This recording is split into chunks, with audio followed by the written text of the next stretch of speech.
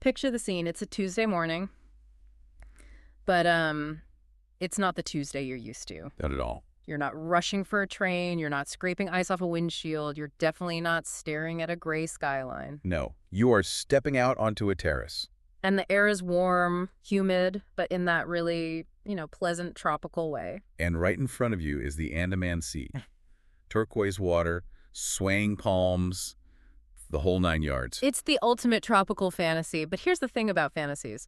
Once you decide to turn them into reality, specifically in Phuket, you hit a fork in the road. And it is a very sharp fork. It's the classic real estate dilemma, but with, a serious tropical twist. The question is, do you hunt for that perfect ready-made villa that's just waiting for you to turn the key? Or do you buy a slice of raw jungle and build a bespoke masterpiece from the ground up? The classic build versus buy debate. It's stressful enough in your own hometown, but in Thailand, that adds layers of complexity most people just don't see coming. They really don't. So to help us navigate this, we are diving deep today into a comprehensive guide. It's titled Build versus Buy in Phuket. What's right for you?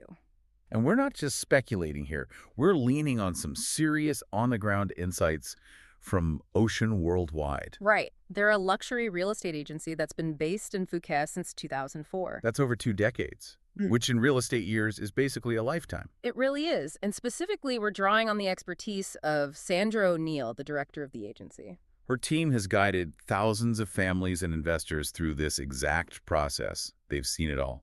The triumphs, the disasters, the money pits, and the dream homes. Which is exactly what we need, the unvarnished truth. So we're going to unpack the huge elephant in the room, which is ownership laws. Which are tricky. Then we'll get into the nitty-gritty costs and help you figure out which path actually fits your psychological profile, not just your budget. So let's start with the hard stuff first, the legal landscape. The biggest question, can I actually own it? This is where the record scratch happens for most people from, say, North America or Europe. It is. Because the assumption is always, I have the money, I buy the land is mine. That's how it works at home. But in Thailand, the land part of that equation, that's the problem, right? Correct. The headline here, and Ocean Worldwide is very clear about this, is that foreigners generally cannot directly own land in Thailand.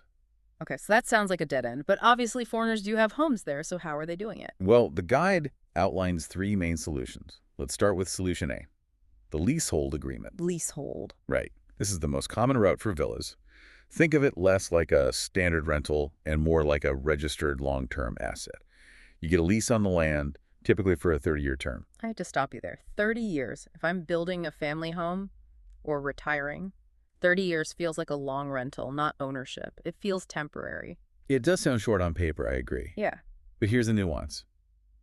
These agreements almost always have renewable clauses. The guide says you can often extend that occupancy up to 90 years. It's usually structured in 3 blocks of 30. 90 years is basically a lifetime. But are those renewals automatic? Is that a government guarantee? That is the crucial distinction. No, they're contractual. You're relying on the contract you sign with the landowner. I see.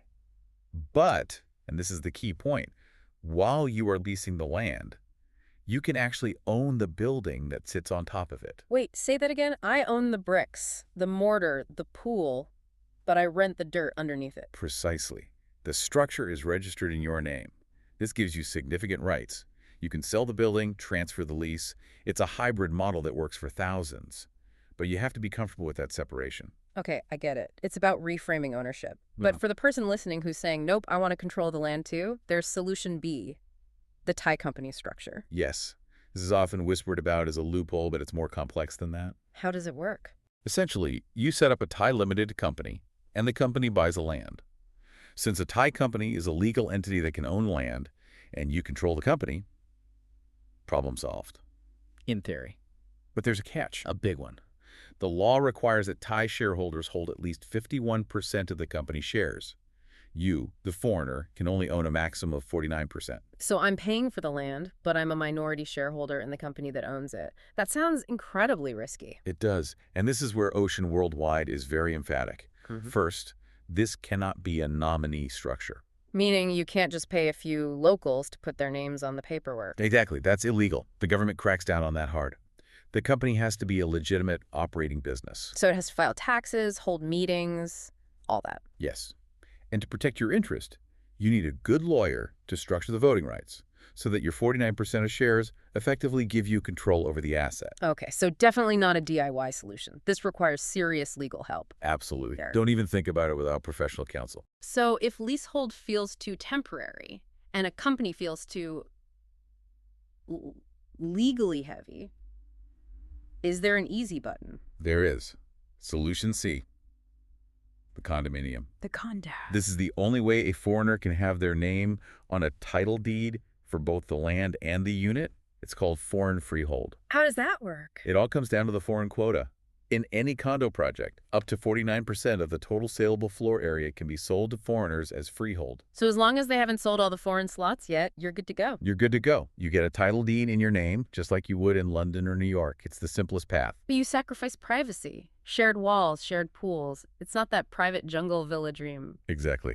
Which brings us back to that dream. Let's say you're willing to navigate the leasehold because you want that infinity pool. You want the privacy. Let's talk about building. The bespoke creation. This is for the visionaries. The biggest pro, obviously, is total control. I want the specific Italian marble in the shower. I want a yoga deck that floats over the jungle. You get it. You aren't inheriting someone else's taste or their mistakes. But Sandra O'Neill and her team point out that building in Phuket is a marathon. A long, sometimes grueling marathon. Yes. For a custom luxury villa, you're looking at 12 to 18 months. A year and a half? Minimum. And that's assuming everything goes smoothly. You have to factor in permit approvals, which can be slow, material availability. Remember, it's an island. And then there's the weather. The weather. Yeah. Specifically the monsoon season. If your heavy construction phase hits during the rainy months, everything just stops. You can't pour concrete in a deluge. It just washes away. So you have to time your start date around the seasons. And you have to design for them, too. What do you mean? You can't just take a blueprint from, say, California and drop it in Thailand. It looks great until it turns into a greenhouse. The humidity and the rain are on another level. You need massive overhangs. You need ventilation strategies to avoid mold. And you need really robust roofing. So you need a team that knows the local physics, not just the design trends. Which brings us to a critical role the guide mentions, the project manager. Right. Ocean Worldwide called them the conductor of the orchestra. It's a perfect analogy. You've got Thai builders, maybe a European architect, local suppliers, and a language barrier between all of them. Mm-hmm.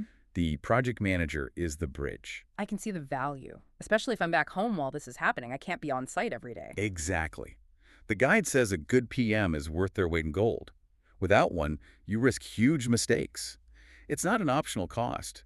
It's an insurance policy for your sanity. Okay, so building is for the patient perfectionist with a good team. What if I'm not patient? What if I want to jump in the pool next week? Then we move to the case for buying. What you see is what you get. Speed. Speed is the #1 driver, immediate occupancy.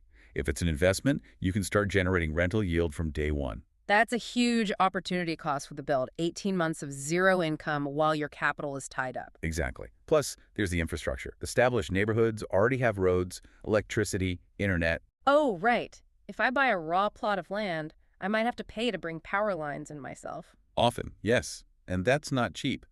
With a resale villa, that headache is already solved. The costs are also more predictable. And I'm guessing you can negotiate. You can. If a seller is motivated, you can find deals. But there's always a trade-off. Of course. You're buying someone else's vision. Yeah. And maybe someone else's old vision. The guide uses the term proven charm, which sounds like a very polite way of saying dated. It can be, but there's a positive spin, which I think is valid.